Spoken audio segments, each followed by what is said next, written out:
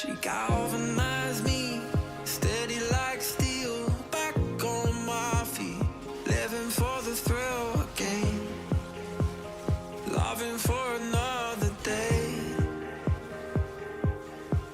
She satisfied me, gave me what I want, just what we need, never too far away, loving for another day. But she asked for it.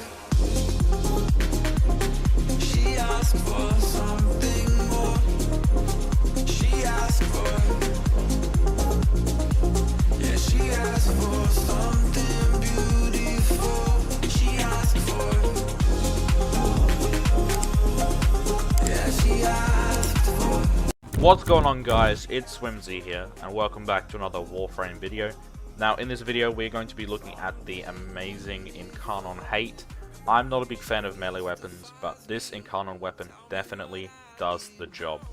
It is pretty cool. It's got the coolest melee Incarnon form that I've tested so far, and I'm going to show you just one build. I'm just going to show you the best possible build that I've created. Before we get into the video, if you did like this video, please like, share, and subscribe, as everything helps me out. And let's get into the build. So this is the Incarnon Hate, and it is actually a stalker weapon. So to be able to get the blueprint for this weapon, you have to be lucky at killing the stalker and seeing what he drops. He can either drop the Hate, Despair, or Dread. And if you get lucky enough to get the Hate, then you are having a very good day, because the Hate is very, very good. Alright, so this is the build. We have Reaping Spiral as the stance for sides. We have Condition Overload, plus 80% melee damage per status type affecting the target. Vicious Frost, which is not maxed, plus 45% cold, plus 45% status chance. Primed Fury, which is not maxed, plus 50% attack speed. Virulent Scourge, 60% toxin, 60% status. Sacrificial Pressure, plus 137.5 melee damage, plus damage to sentience.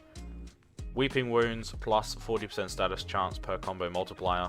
Organ Shatter for that 90% critical damage. And Sacrificial Steel for that 275% critical chance and damage to sentience.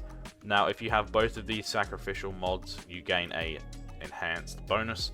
So, on the left hand side, we have critical chance at 150%, critical multiplier at 4.8 times, status 41%, doing slash and viral for a total of 1,265 damage. With that out of the way, let's head on over to Caballero in the Zariman.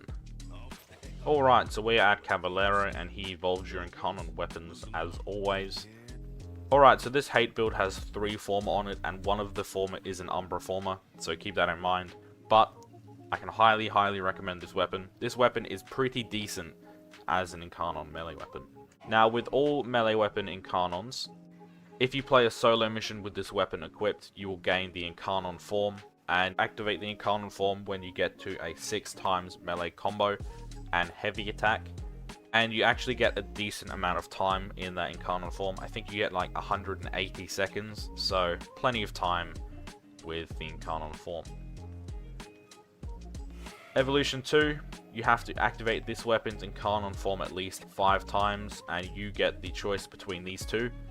Swordsman's Flourish, which I chose, increased damage by 30, with melee weapon equipped, plus 100% combo count chance. Next we have Stalker's Legacy, increased damage by 30, with Dread and Despair equipped, plus 30 initial combo. I would take the combo count chance over the initial combo, but that is just me. You can run either choice. Moving on to Evolution 3, you have 3 choices. Orokin Reach, plus 0.8 range. Swift Break, plus 60% heavy attack wind-up speed. Or Resolute Force, plus 10 seconds of combo duration. I would choose Resolute Force. This is just a must-have. Combo duration definitely does help with sustaining your combo. And once you run out of the Incarnon form, if you're still meleeing, you will still have that combo chance to get back into it. Finally, Evolution 4, you have 3 choices. You have Absolute Valor, increases critical chance by 10%. I chose this because I want a critical chance based build. Next you have Absolute Dominion, increases status chance by 20%. You can run this if you want a status based build. I want crit, so I'm running Absolute Valor. And finally, Subtle Force, increases crit chance by 6% and status chance by 10. This is a good hybrid setup, but as I said previous, I want a purely critical chance based build, so I'm running Absolute Valor. Let's get into the simulacrum. Alright, so we're in this simulacrum and I'm going to be using Mirage today for testing.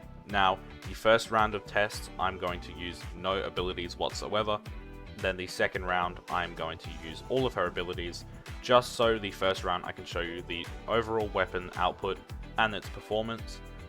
Now, this is the build. I've only got one build for you today, guys, and this is the build. It's pretty decent.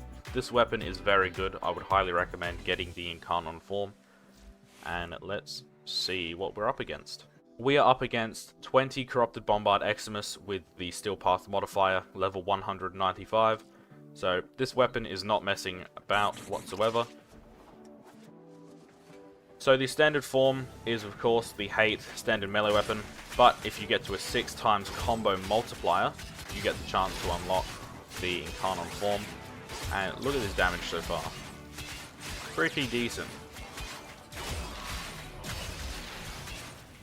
With that lift as well, doing those solid orange, that slash taking care of the enemies. Once you get past that overshield, as always with these Eximus, you will deal a ton of damage.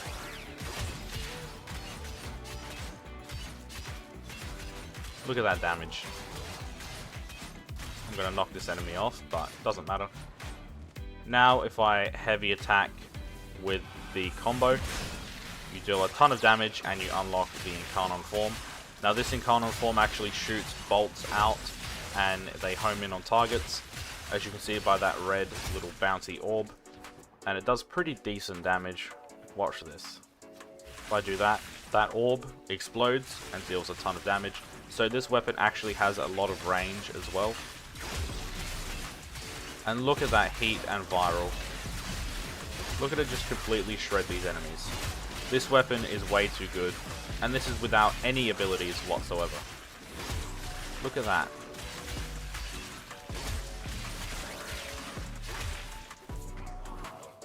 Almost fell off the map. So we're going to test this weapon again, and I'm going to show you all of Mirage's abilities. Now I actually run Smite, Oberon's Helmet ability on my Mirage.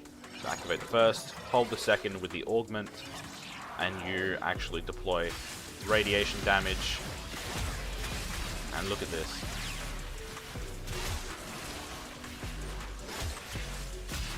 This weapon is actually mental. And I can even hit them from here. Like, look at that. It's completely shredding that overshield. Look how good that is. I don't even need to be close to them. But obviously if you're close to them, you're going to deal more damage anyway.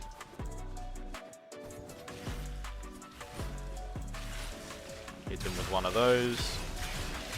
Look at that. Decent damage overall.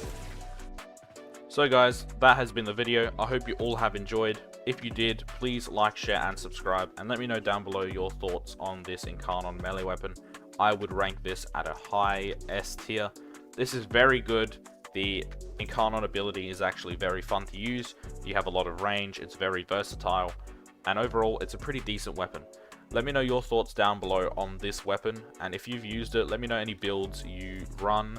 That being said, thank you all so much for watching. I know this video was quick, but melee weapons, I want to give you the best possible builds, so no messing around, just good old-fashioned fun. And only subscribe if you enjoy the content. That being said, it's been Swim, guys. Later. Fearless.